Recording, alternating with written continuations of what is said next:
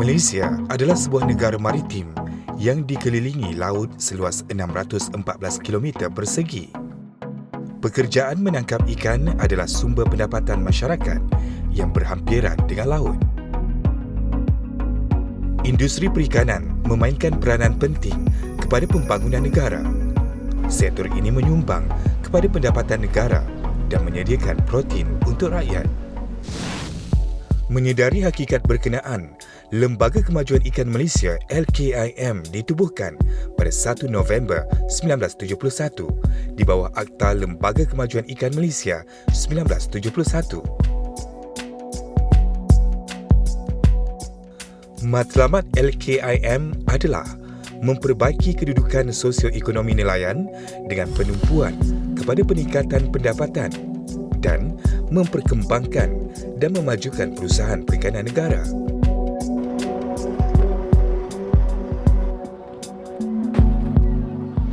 Agensi ini mempunyai misi sebagai peneraju pembangunan nelayan dan industri perikanan Malaysia.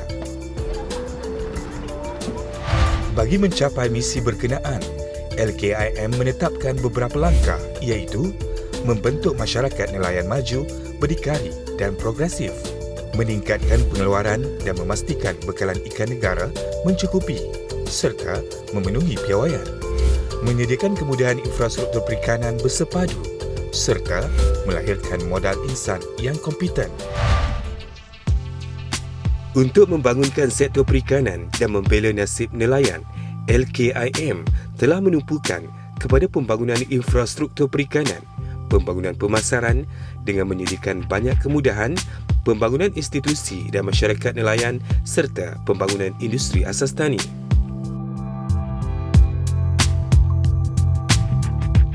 LKIM juga menekankan kepada peningkatan taraf sosial, kebajikan, pendidikan dan kesihatan nelayan.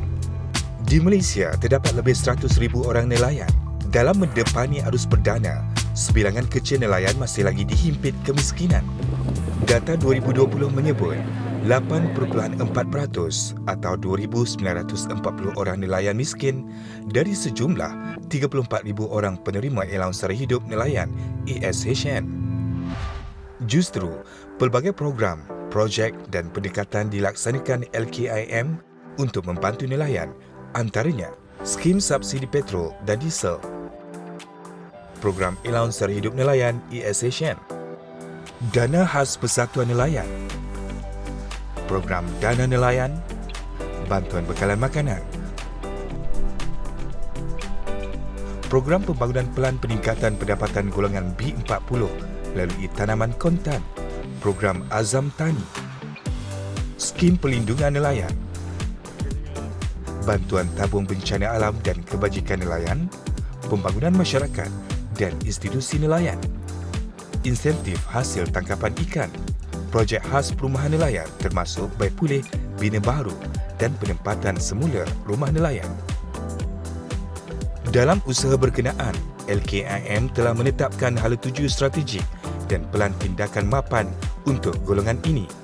Ia dilaksanakan melalui pendekatan berikut iaitu mentransformasikan kompleks pendaratan LKIM dan memperkukuhkan industri asas perikanan ke arah mewujudkan zon industri asas tani bersepadu, memperkukuh rantaian pemasaran ikan dalam usaha menjamin kestabilan harga ikan, memperkasakan persatuan nelayan berteraskan pembangunan kluster ekonomi, meningkatkan pendapatan dan kesejahteraan nelayan dengan penekanan kepada program sosioekonomi serta menambah baik sistem penyampaian perkhidmatan, modal insan dan tadbir urus.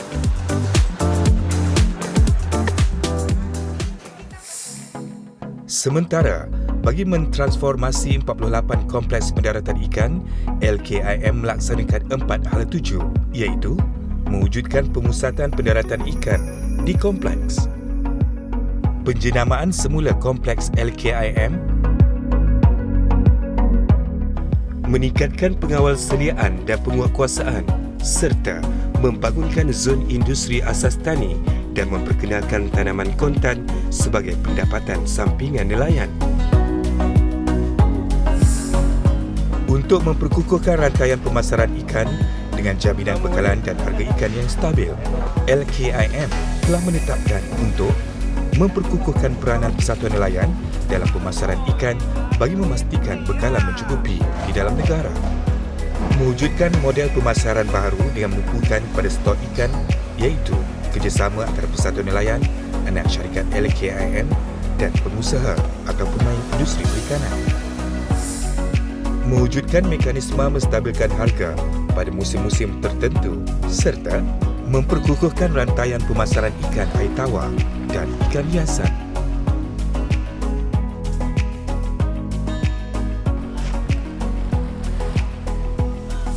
Selain itu, sebagai pendaftar kepada Persatuan Nelayan atau PN, LKIM telah memperkasakan 89 Persatuan Nelayan Kawasan atau PNK, 13 Persatuan Nelayan Negeri PNN dan 1 Persatuan Nelayan Kebangsaan Nikmat berteraskan pembangunan kluster ekonomi melalui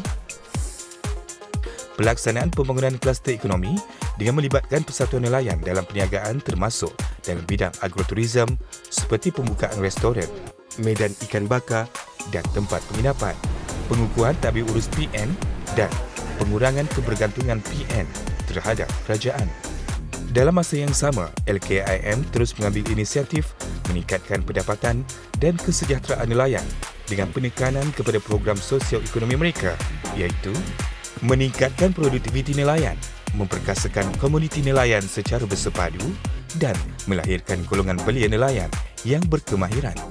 Menyedari bahawa penambahbaikan dalam sistem penyampaian perkhidmatan modal insan dan tabir urus, LKIM memastikan 3 pendekatan yang dinamik terus dilaksanakan iaitu menyusun semula pelan latihan dan kemahiran melalui latihan serta bimbingan kepada kehidangan nelayan dan usahawan, menambah baik komitmen kepada tabir urus serta menjenama semula LKIM.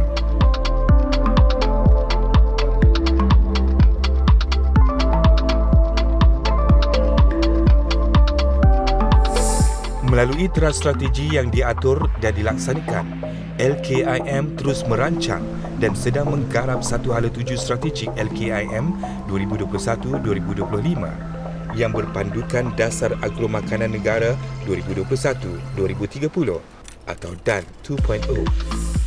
Strategi ini memberi penekanan khusus kepada kemudahan-kemudahan yang sedia ada dengan menggunakan aset-aset dan peruntukan yang sedia ada di LKIM untuk dilaksanakan.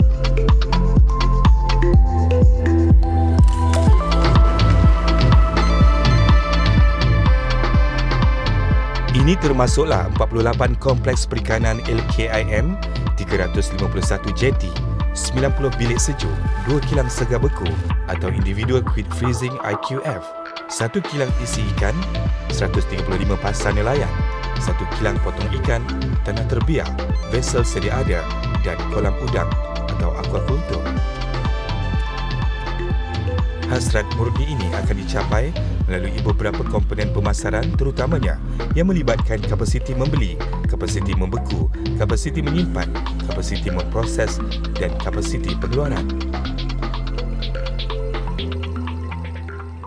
Sesungguhnya LKIM sedari bahawa yang berat sama dipikul dan yang ringan sama dijinjing. Satu usaha mapan perlu dilaksanakan dengan model pemasaran baharu yang melibatkan Nikmat, Milia Evolusi Sendirian Berhad MESB dan usahawan perikanan. Struktur ini adalah paksi utama untuk melaksanakan semua rantaian pemasaran melalui perwujudan stok penyimpanan ikan.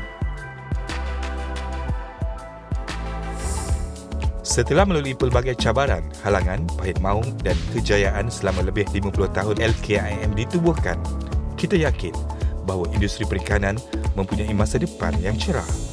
Sesungguhnya, dengan sokongan padu PN, para nelayan, usahawan perikanan dan pengguna, sudah tentu matlamat LKIM untuk membela nasib nelayan dan memajukan industri perikanan negara akan berjaya.